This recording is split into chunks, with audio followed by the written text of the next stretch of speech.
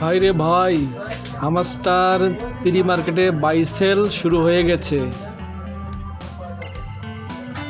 বর্তমানে প্রি মার্কেটে buy sell চলছে 0.1 সেন্ট আর কি।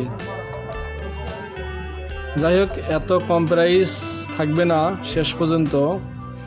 সবাই ধৈর্য ধরে থাকুন এবং কেউ স্ক্যামের শিকার হবেন না।